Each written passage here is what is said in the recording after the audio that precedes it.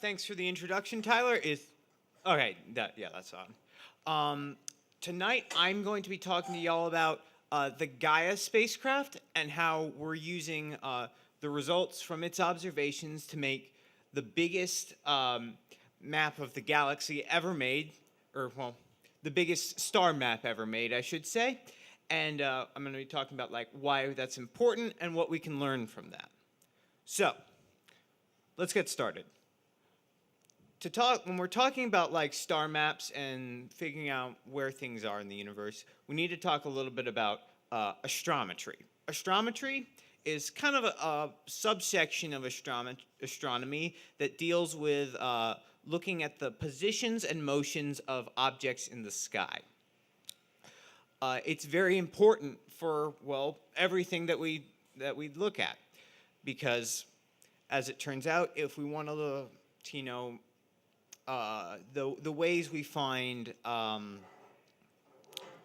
the temperatures of stars, their brightnesses and their size, the ways that we find these characteristics or identify these characteristics, all of them depend on knowing the distance to objects.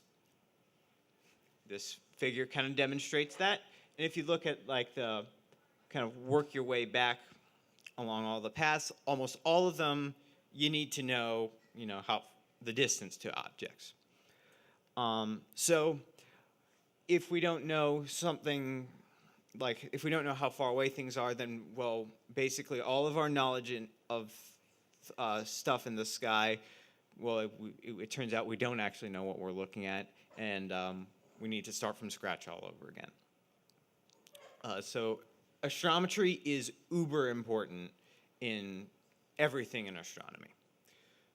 You can also do a lot of cool science just by looking at the positions and motions by themselves. For example, if you want to make a map of the spiral arms in the Milky Way using stars, you can look at how they're moving and how far away they are. Look at the distributions.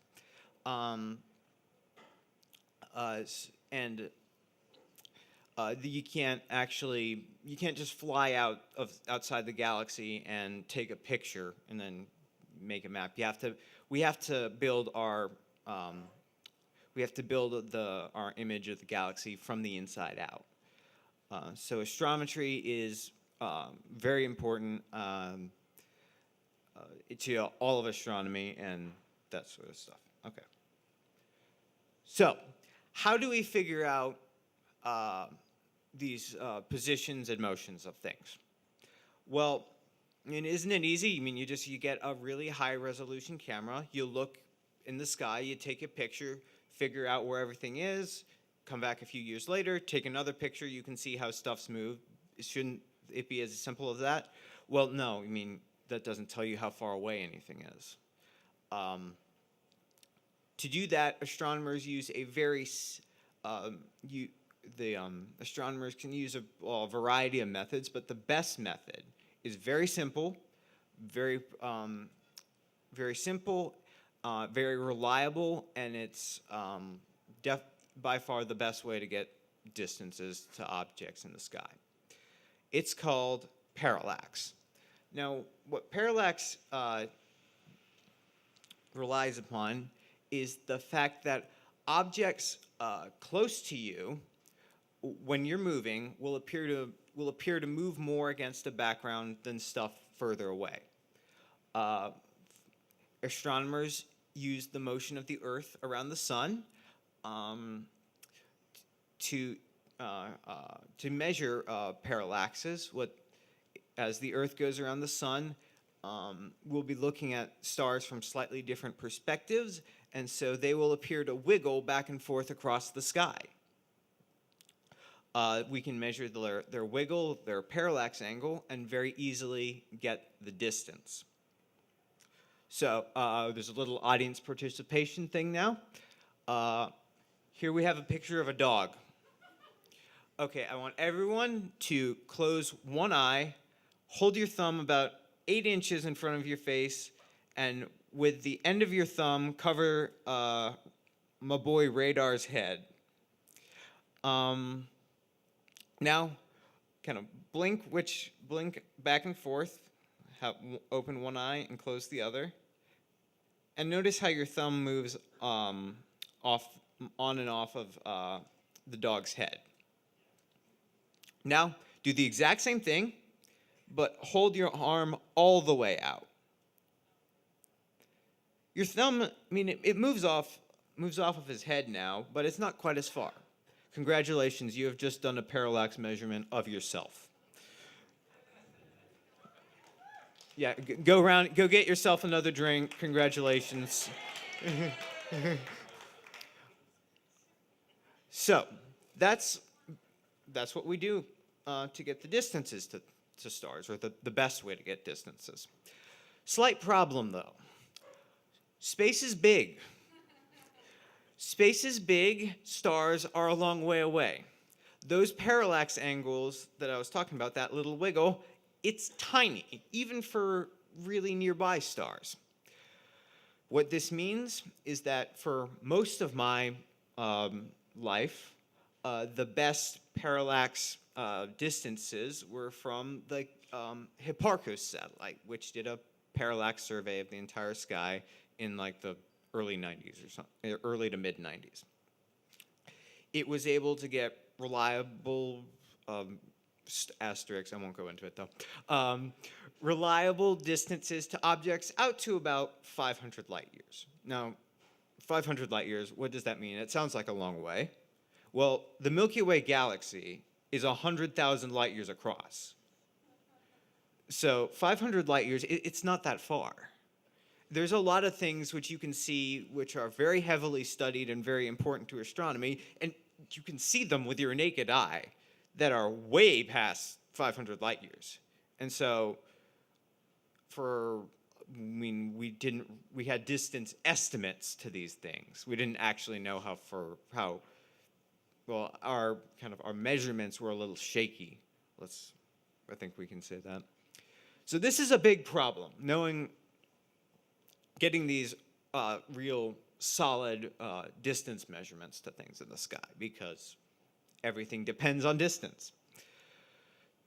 To solve this problem, astronomers made the Gaia spacecraft.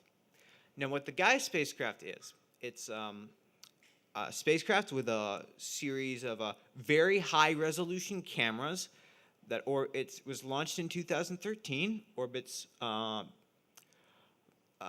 the sun pretty far away from the Earth, and it, from the start of its mission into 2013, it's been continuously scanning the sky, measuring the positions measuring not only the positions, but also the brightnesses and the colors of everything that it sees.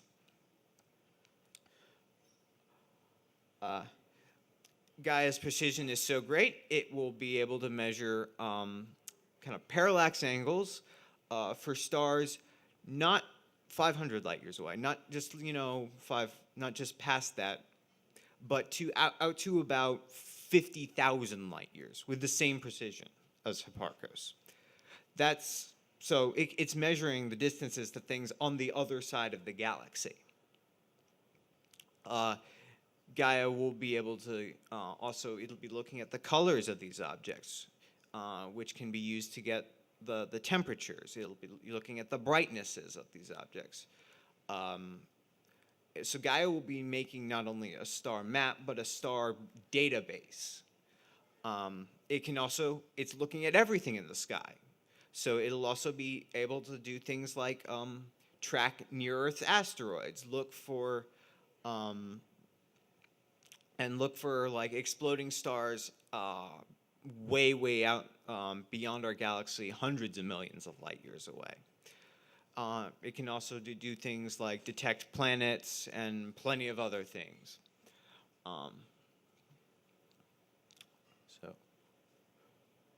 Gaia, I mentioned it was launched in 2013. That's when it started taking data. It's taken time for all this information to come back and be processed. The first real kind of public release of data was in 2016.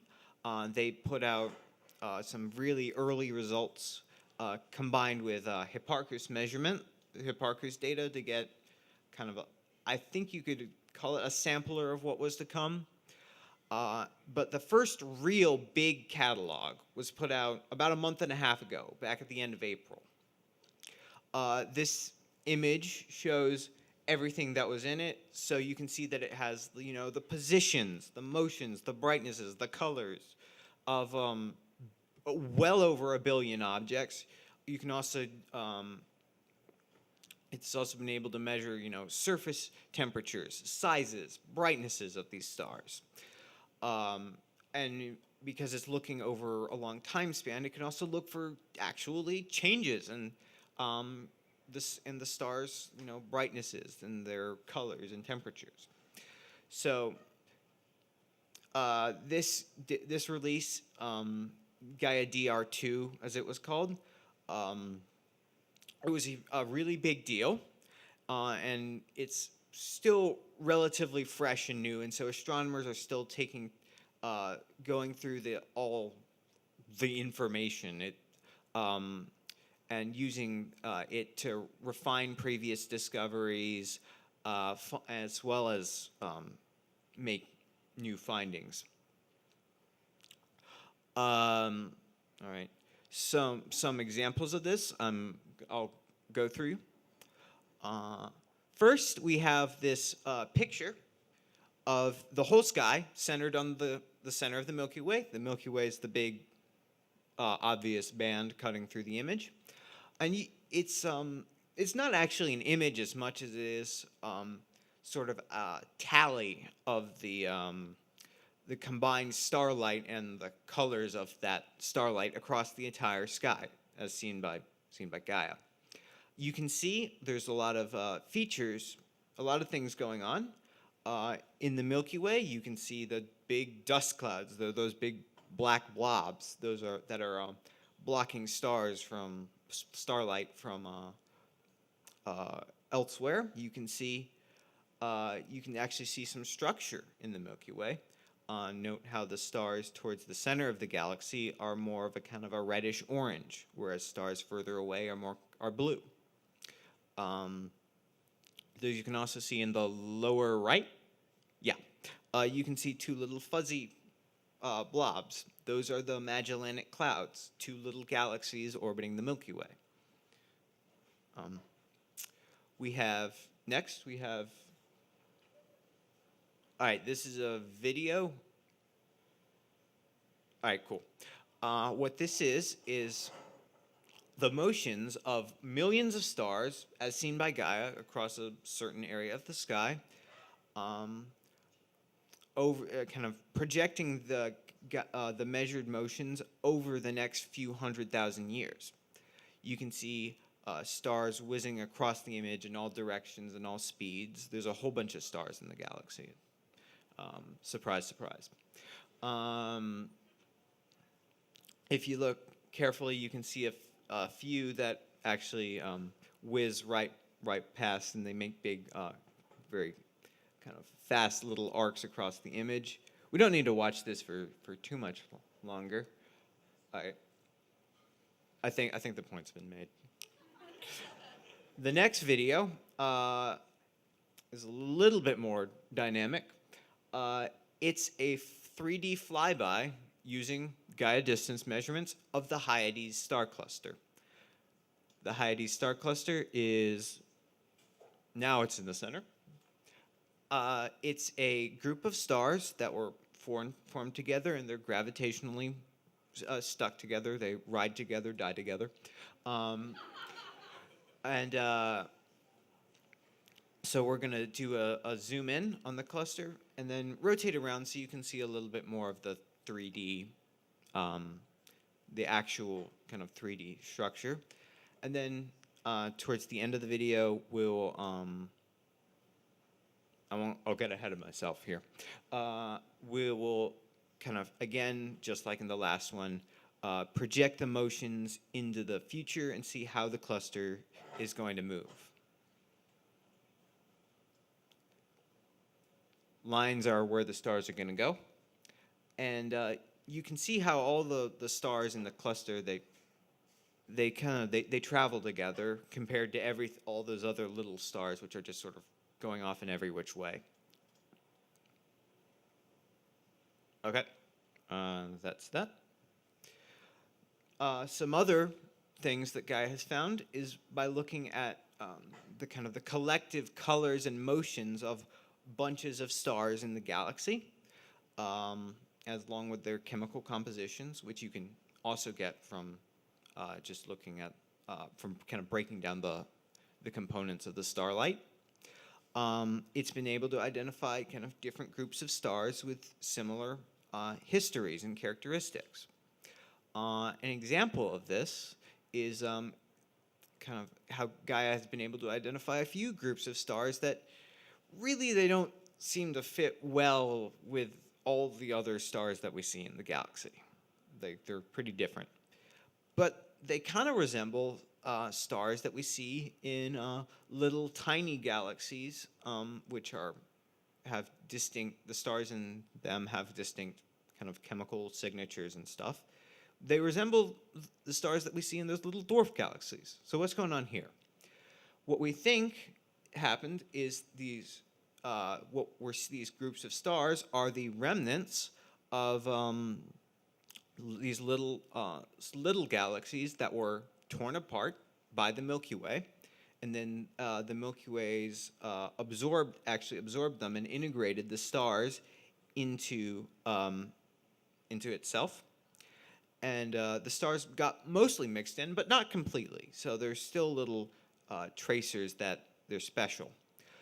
In fact, if you ever head out to the Highland Road Park Observatory one night, shout out to you guys, I know, my boys. You should ask for them to, if it's possible to see the star Arcturus, one of the brightest stars in the sky. You could actually probably see it from here. It's fairly bright. Because that is one of those stars that's thought to come from one of these shredded dwarf galaxies. And, yeah. Kind of relating back to something that I talked about earlier was mapping the Milky Way. Gaia has been able to make this map of the Milky Way's nearby spiral arms. They're in the kind of the science-y figure. They're the red, yellow smudges. It can do this just by looking at how stars are moving and how far away they are. And on the left, we have that same map projected onto an artist's impression of the Milky Way. That's actually, well, it's based off of previous knowledge or previous ideas of how the Milky Way's structure, how the Milky Way looks. So that just sort of rounds off the nice little sample of exciting discoveries that have come out over the past few months from the Gaia mission. There's been other discoveries that have been made, like since I started making this lecture. There's also going to be plenty more before and after the final Gaia data release, which will be in 2022. It takes time to go through all this data and put it in a form that's easily accessible, and for the Gaia science team to get the good stuff. But by the time that there's that final data release, DR4, I believe it's going to be called, the Gaia star database will be the biggest and best star catalog ever made, and it'll have the positions of these stars.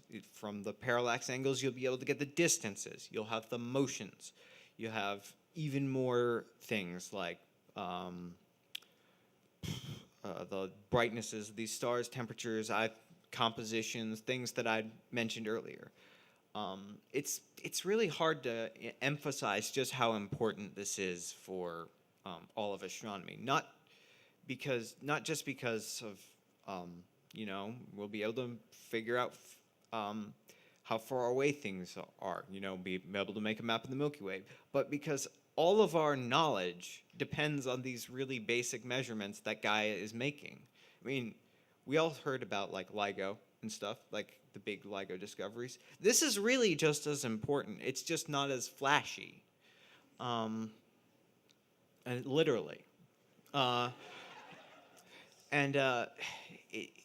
This mission has consequences across all of astronomy, really. And so I think it's a really cool and really interesting. It is a really cool and really interesting mission, and it's kind of losing. It's hard to emphasize again for the fourth time how important this is.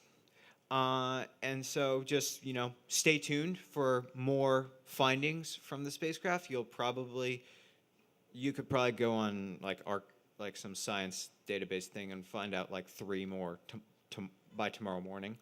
And so, keep your eyes and ears open, and I think it's about time for questions.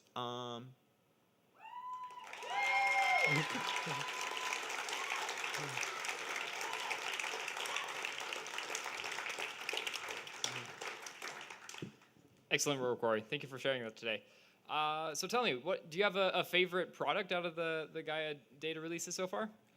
I like the Arcturus thing. I think that's cool that you can just go out there and see like, hey, that star changed galaxies. It was in one, and then now it's in ours. We stole it. All right. Any questions from the audience? Oh, that guy. Yeah, that guy. What's the distance? Okay. Distance, the brightness. Oh. Oh. Okay, actually, hold on a moment. He's like 40 feet. Okay, yeah, guy like 40 feet away from me on the stool. Okay.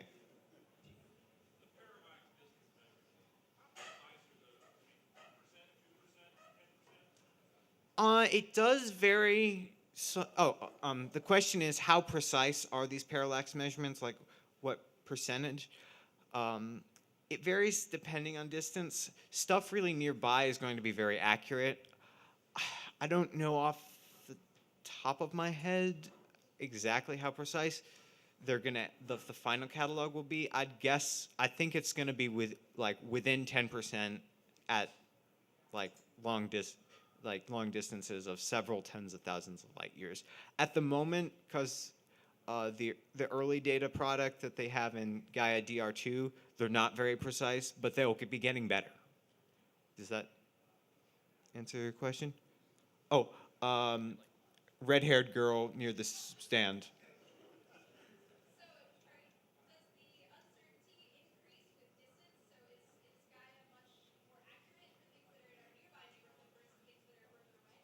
The question is Gaia more, does the uncertainty in these distance measurements increase with distance? Like stuff further away is more uncertain?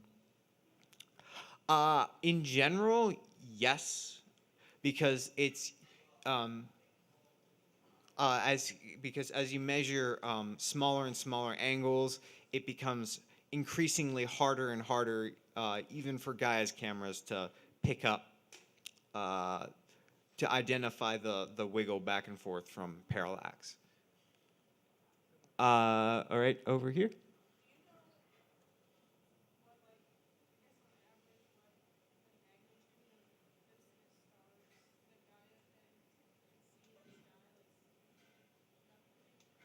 The question is, what is the kind of the average magnitude or apparent brightness of stars that Gaia can see? I want to say magnitude 20 sounds about right. For those of you who don't know what that means, each magnitude is 2.5. Each higher magnitude is 2.5 times dimmer than the brightest one. So this is like, I don't want to do the math off the top of my head, but it's like 100,000 times dimmer than what you can see. All right, Stephen?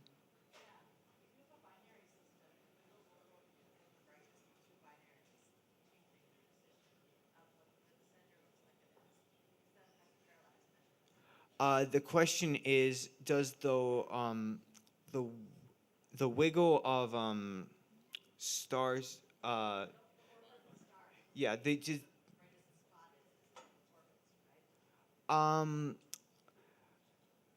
The question is, if you have two stars that are orbiting each other, does the motion from them going around each affect the parallax measurement?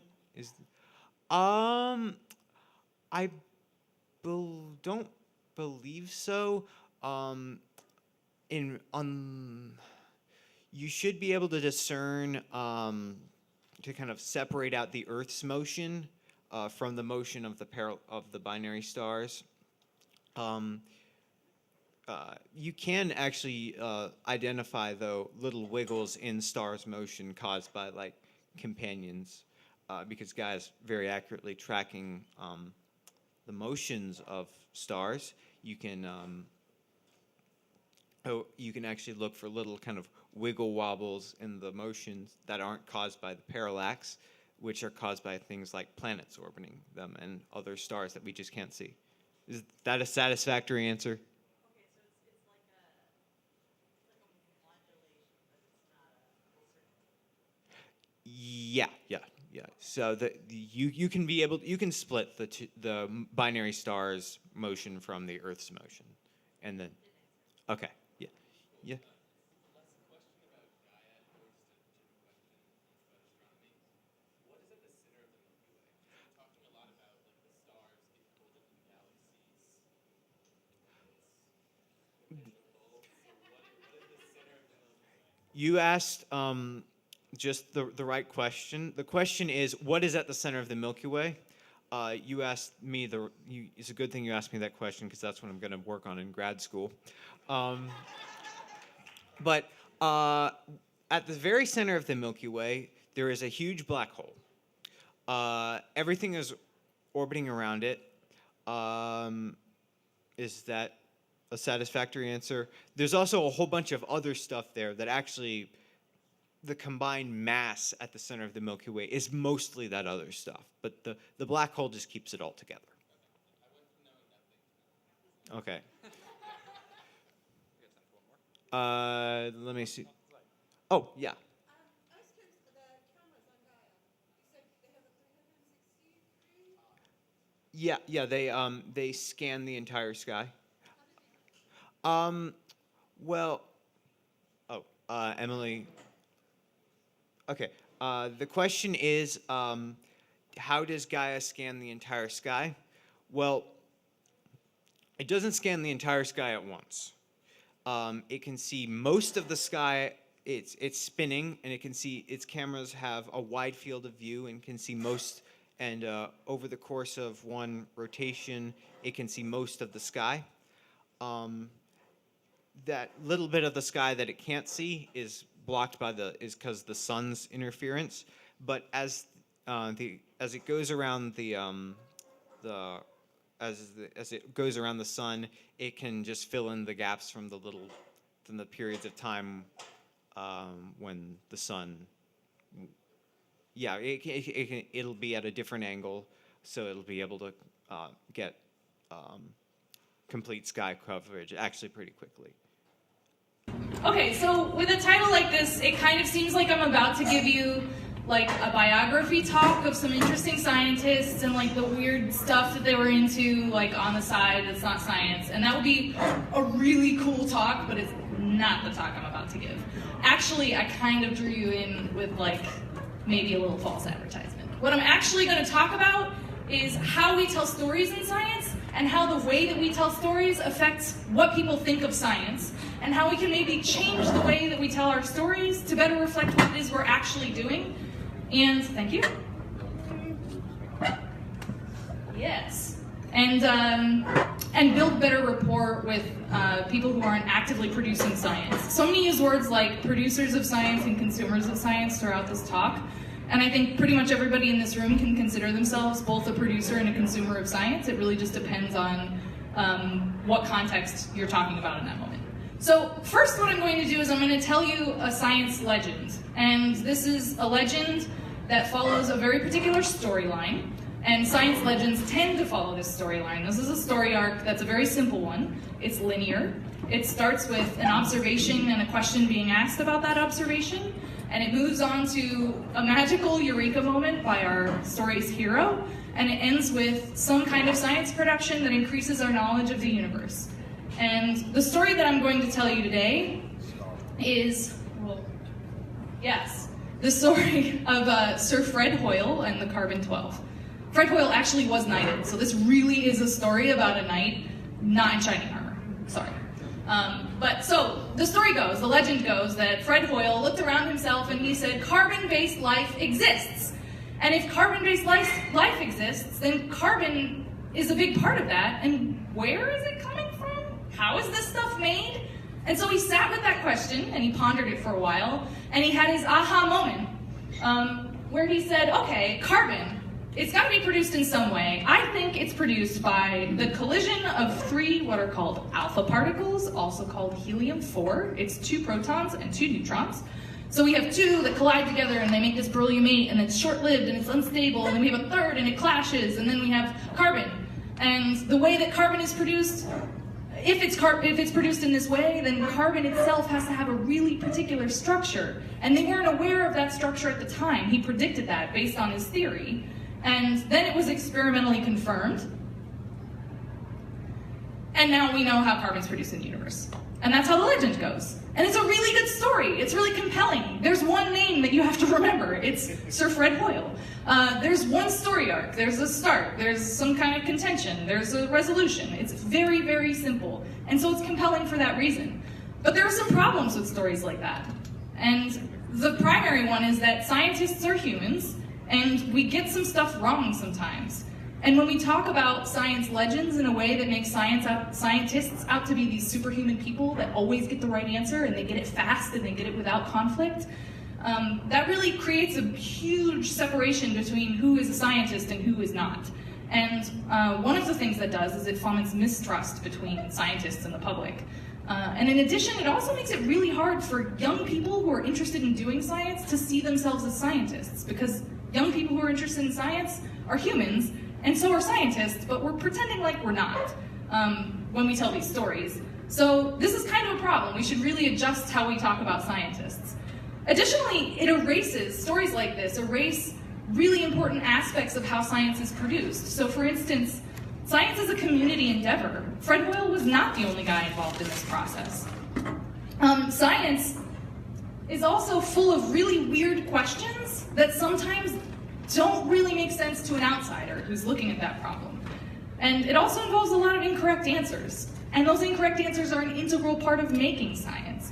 And so I want to tell you another story. It's actually the same story, but I want to tell it in a different way that maybe gives you a little bit more insight about what actually happened to get to this end point where Fred Hoyle predicted the existence of this kind of structure in carbon-12. Okay, so my story, it starts with Hans Bethe in the 30s.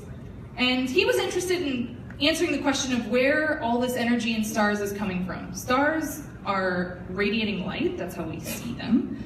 And if they're doing that, then energy must be produced somehow.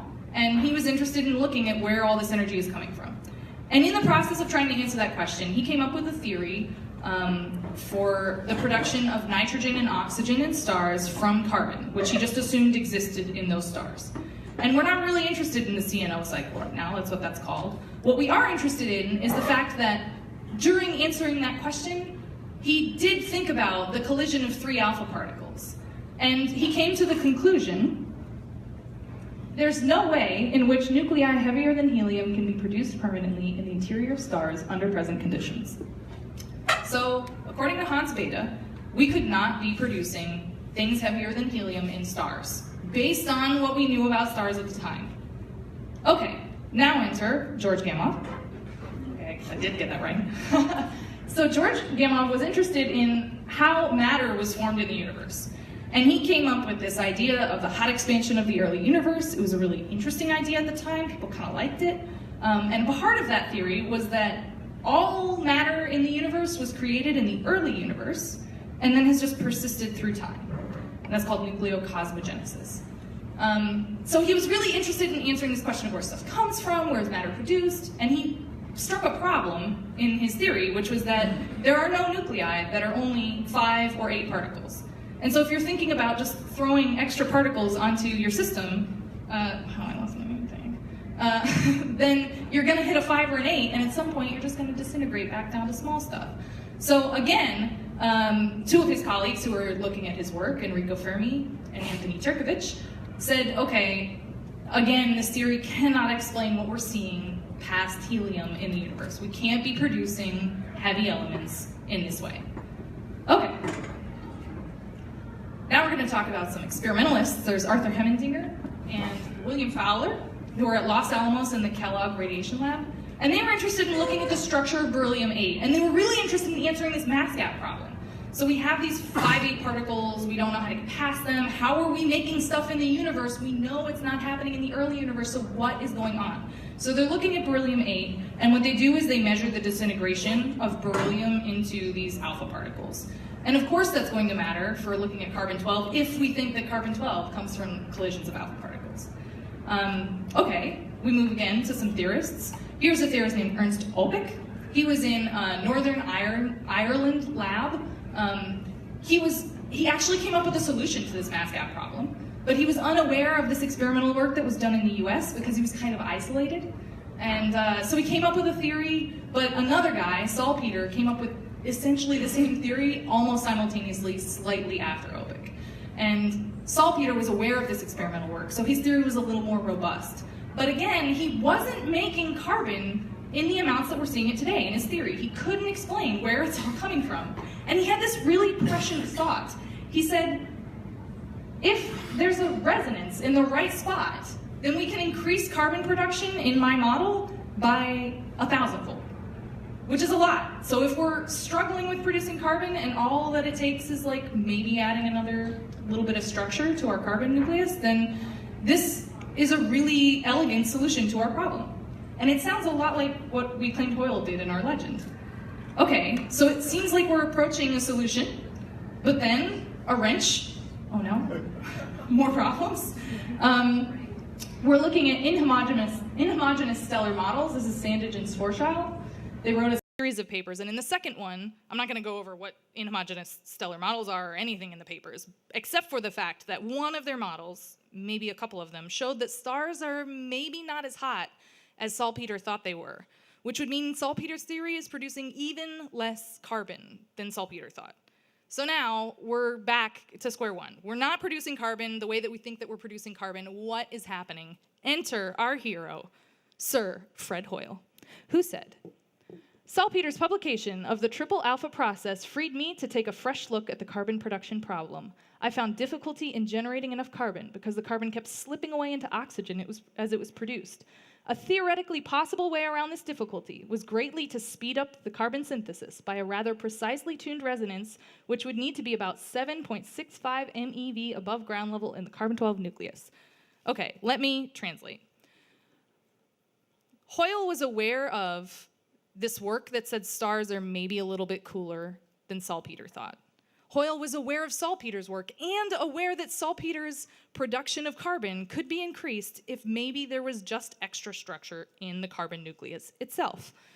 He was also aware of the experimental results of his colleagues at Los Alamos and the Kellogg lab. So what he said was, I'm just gonna synthesize all this and take that extra little step that Salpeter did not take, which is to say, I'm gonna claim that we don't actually know the structure of carbon-12 entirely, and there's something there that we're missing. And so he went to his experimental colleagues and he said, guys, is this there? And they looked and they said, oh, yeah, that's there. And so they published a paper in 1953 showing the experimental measurement of the Hoyle state in carbon-12 as it's come to be known. And a year later, Hoyle published the first theoretical account of this process. So that's a very different story. I think it's a much more interesting story, but certainly it lets us know, or it shows explicitly, that science is a community project. There were so many people involved in that process. There's a lot of names. I did not memorize them all. I read off my slides. There's also a lot of incomplete and incorrect attempts to answer questions, and there are a lot of questions involved in that weren't the question Hoyle was asking, right? And so this kind of gives a better illustration of what the scientific process actually is. And in addition, it's a way more compelling story. Like, I don't know if any of you guys went to see the new Avengers movie, but I know that you're not here for simple plot lines and like happy endings if you did, if you liked it anyway. So stories that have some twists and turns and some ups and downs, some conflict, intrigue, those are so much more compelling and honestly, more true. So if science is a process of revision, then our stories should really reflect that process if we want to tell our stories and get people involved in science. Okay, so here's another model for science. Our first model was very linear, and you'll notice the main difference between the first model and this one is that this one's a circle. So the story that I just told involved a lot of, I don't have a pointer, but this bottom corner where the arrows are black, where we develop testable predictions, we gather data, we compare that data to our models and refine our models. That story that I was told essentially all took place in that part of this circle. So yeah, we still look around ourselves and make observations. We still ask questions. We ask a lot of questions. We develop models to answer those questions, and sometimes the models that are used to answer those questions are unrelated to the questions that come later, but they're important. And then we do this process in the bottom corner over and over and over again for years until we can finally pretend like maybe we can break out and say, okay, we have a general theory. So this is what the scientific process actually looks like. And this is probably something you're honestly familiar with from elementary school or high school. And if I were telling a talk intended to make everybody here feel very comfortable with the scientific process, this is where I would end. But what I want to do is acknowledge that this process doesn't show the whole story. Humans are an integral part of making science, and the role that humans play in the production of science should be acknowledged in our stories as well. So I'm going to ask some complicating questions and maybe give some answers to those questions and leave some of them a little bit open-ended. So the first question is, if science is a community project, who's in the community? You might remember Opic. He was, again, at an isolated Northern Irish lab. And what I didn't tell you is that he published his work a little bit before saltpeter. But his work didn't make it to the US or the UK until about 2 years after he published. So saltpeter published a little bit after him, but his work was disseminated so much faster that he ended up playing more of an integral role in the story than Opic did. And in addition, Opic, which I did mention, didn't have access to his experimental colleagues' results. And that greatly affected his theory. If he'd had that information, he might have gone a very different route. He might have gotten saltpeter's answer before saltpeter did. And so isolation and this difficulty in communication, roadblocks to communication, really affect the production of science. And that's all a human thing. And so one solution that we've come up with for this is using open access archives like arXiv. To publish our results in a way that everybody in the world can kind of get a hold of easily. Now, that doesn't mean that arXiv is the end-all be-all of science. In fact, that is not a journal where other scientists read the work before it's published, and so there's some pros and cons to everything, right? But one solution around this communication problem is making everything available for everybody to get access to. On the same question of community, one thing you might notice about all these scientists is that they're all white guys from Western countries. And it may not seem obvious that your race or your gender or where you're from can affect the science that you do, especially when you're doing like astrophysics, but it can really affect the way that you ask questions, the way you go to answer those questions, and how you think about problems in general. So some of the solutions that we're having to this problem is, in fact, indigenous knowledge is now being considered by a lot of Western scientists in their work, especially in earth sciences and biology and anthropology. So a lot of the information that we know about our local land and the situation with the relationship between humans and animals in the environment here, that's information that we've generally kind of ignored the work of indigenous scholars in the past because it wasn't scientific enough, and a lot of scientists are now accessing that knowledge in new ways that's really beneficial to everyone involved. And in addition, we're also diversifying our fields of science. So a lot of the people who run this event are women in physics, which is kind of a new and burgeoning group of people doing physics, and it's really affecting the physics that we do. There are also groups like the African American Women in Physics Project, which keeps a list of all of the African American women in the US who've ever gotten a PhD in physics, and the number is still below 200. So these are things that, like, just by acknowledging that it's a problem and trying to address it, we're already doing a better job and doing better science. Okay, another question, which is kind of a contentious one, is, okay, if this thing takes a long time and there's a lot of people involved, how is it funded? And so there are two main methods of funding in this country and in most countries around the world, which is governmental funding and private funding. And these both have positive aspects, which I'm actually not going to talk about because I don't have time and this isn't a talk about funding. I'm just going to talk about the negatives because that's how I am. But the problem with each of these, they're actually pretty similar, is if you have government funding science exclusively, then any kind of science that has to take place that has a political inclination to it, any kind of politics that has been inserted into the science, it's hard to get done depending on who is in charge. And so government can affect funding. Government can also affect the dissemination of science. So whether scientific reports that are funded by the government are actually published for the public consumption, or whether they're behind a fence somewhere because we don't want it getting out to our adversaries, things like this. This can affect the science that's produced. And then private industry also wants to fund science, and should, and does, but they usually come into science with some kind of bias. They want an answer.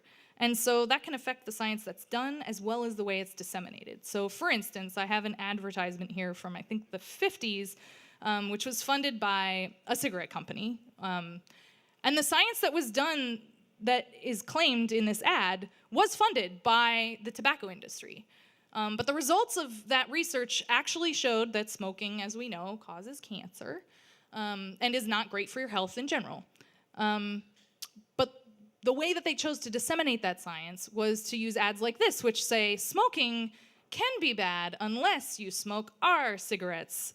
And this is the kind of thing that happens kind of regularly, actually, in private industry-funded science, not all the time. And so we can improve these things by just diversifying how we fund science, make sure that government and private industry are both funding, and then, I don't know, maybe there are other solutions. Are there other models for funding that exist out there that some brilliant young person is going to come up with? Are there other social models out there that some brilliant young person is going to come up with?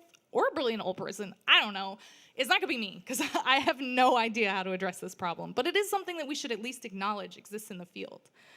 Okay, so I told you I was going to try to make you uncomfortable, and maybe I did, but I want to now try to bring some comfort and support back into this conversation. So what can we do as producers and consumers of science in order to approach science in a more honest way in our communication and our understanding of it? So as consumers of science, we can remember that the scientific process is a community endeavor. It involves asking kind of silly questions and involves incomplete answers that we have to address later on and revise. So does anybody, first of all, who's familiar with this kind of meme? Because I thought I was like, okay, cool. I thought I was like being like cool. And I was like, I don't know if actually kids say this stuff. Okay, does anybody actually remember whose talk was about these things? Hey, yeah, Tabby, who is an LSU professor.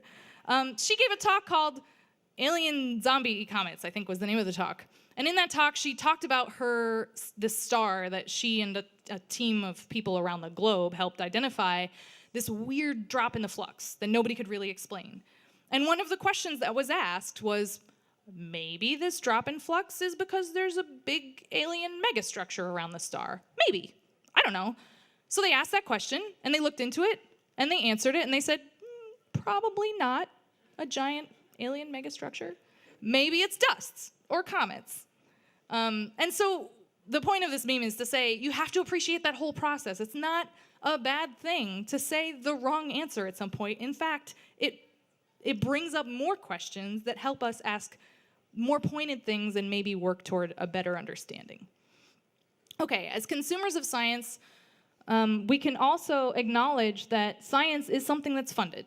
And so we should be asking ourselves when we read scientific articles, especially articles that are written for a non-scientific audience, what is the bias of the publication? Who's funding this project? What is the bias of the funders? Can I find another person who did a study on the same kind of thing that kind of comes up with the same results? And if I can't, how much contention is there in the results? Is it like all over the place, or is it like 98% of people agree and maybe 2% of people don't? These are the kinds of questions you can ask yourself. But you should also be asking, if you're willing to question the bias of scientists and the production of science, you should question your own bias too. What are you coming to the table with? What is it that you want to see out of this scientific work, and is that affecting your ability to even read the science? Yes. Okay, as producers of science, one thing that we can do and that we are doing is to humanize the scientist. So I am proposing we should rewrite how we talk about our scientific stories. All of our scientific stories, we should write them so that there's no mythos, there's no magical knight in shining armor, even if he's knighted, who came up with a solution on his own and had no struggles at all whatsoever. We should talk about real scientific people and the real scientific process, which involves community. Additionally, we should do things like be on social media and come to events like this and talk to people. This is a great event. You can grab a beer with me or Rory or any of the slew of scientists in this room afterwards, or water, or soda, and have a chat with us. Have a chat about the work that we do. And additionally, we should be, this is something that we do. We acknowledge our funding, but we should maybe rethink acknowledging our funding, not just to be giving credit to our funding sources, but also to be letting the public know who it is that's doing this science. Okay, so back to this idea of telling a science story. We first started with a story that was very linear, and it had one name and one story arc. It was simple to remember and compelling for that reason. But I said maybe our stories should include revision as a major part of the process. And now I'm gonna add some stuff. I think our scientific stories should include things like the fact that science requires community, it requires funding, it requires open communication, diversity, trust, and humanity. Scientists are humans. And so I really think that we should be addressing how we talk about our stories in a way that's more holistic and human. So, thanks.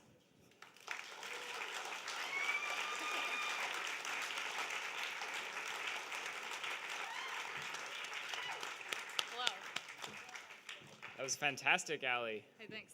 So tell me, I think you have a very interesting perspective to offer as a woman in a very traditionally repressed field. The women in the sciences are kind of underrepresented. So have you personally experienced anything like that? And what do you think we in the department need to do better to fix that? Oh, that's a hard Loaded question. Yes, I have. I'll tell a story that's safer to tell than any of the others that I have. When I was an undergrad, I went to a conference. Actually, I was in an RU program here at LSU. Thank you, Kip Matthews, for hooking me up with Christina, who I work with and I love. I was in an RU program here, and I got to present my work at an APS meeting. And I went to this APS meeting, and a friend from my undergrad also had an RU and also was at the same meeting. And at this meeting, there was a poster session, and this guy who had a poster, who was about our age, also had a poster in the room, but just abandoned his poster and was haranguing this friend of mine. And we actually ran into the women's bathroom to escape this person. And there was nowhere to report this. There was no indication of who it was we were supposed to talk to or what we were supposed to do, and we laughed about it. But in hindsight, that's horrifying. You shouldn't have to run to the bathroom to avoid another conference attendee because he can't leave you alone.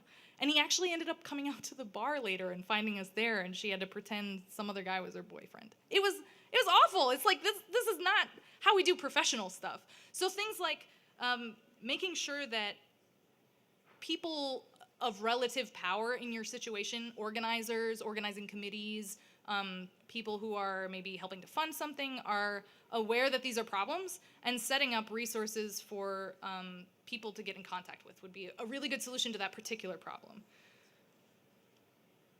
That's fantastic. Thanks. So of course we invite the questions from the audience.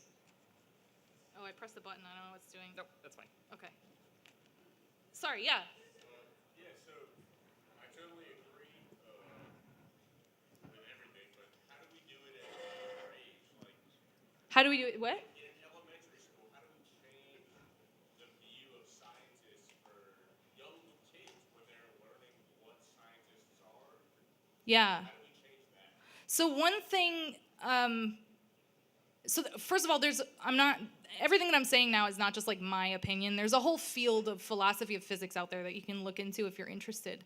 And also sociological fields that are interested in these questions too.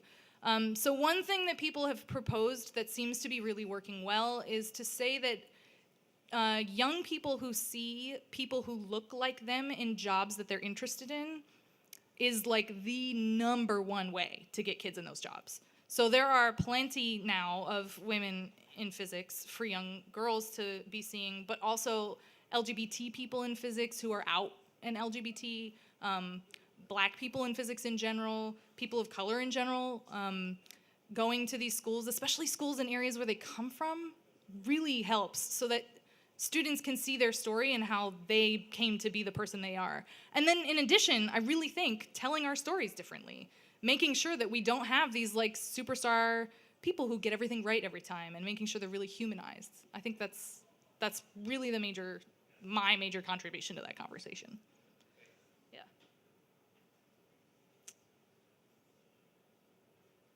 Yeah. So you mentioned African American women who got PhD from physics. It was a pretty low number. Yeah. Can you give us some other statistics just so we can understand how low that number is in comparison? Yeah, okay. So the question is, I mentioned the number of African American women in physics who've gotten PhDs in this country so far. It's under 200. I want to say it's around 145, 150. And I can't remember what the start date is for that. And in comparison, from 2012 to 2016, I think I have these numbers right, something like 10,000 or 20,000 PhDs went to white men in physics, which is a lot in comparison, right? Like to 200 over the course of like 30 years, I think. Yeah. You can. So you can go to the AAWIP website, and they have these statistics to see. Also, the APS does reports on diversity all the time. So you can get these numbers, and I probably should have had them, but I don't. Sorry.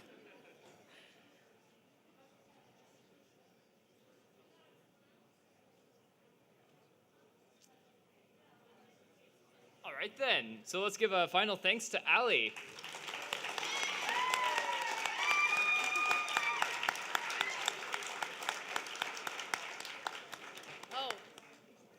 Oh, yes, please. One question. Sorry. And we talked about the difficulties in both government funding and private funding. Yeah. Let's take just one area, global warming. Yeah. So, do you have any thoughts about Loaded question. where the hiding of things, the shutting it out of government Yeah. websites, taking people Right. away, banning the study of it? So something that I didn't put on my slides, which I kind of thought maybe I should, and I don't know, I toyed with the idea, but I don't know enough information about it, is this idea of public funding for science that doesn't go through the government. So there are a lot of websites where you can fundraise to do work, and I think that maybe there's a potential for some fundraising opportunity in the future in science to be like grassroots public funds, right? So that you can get people who support this kind of work and who are really interested in seeing the actual science and not the science through some lens, some filter.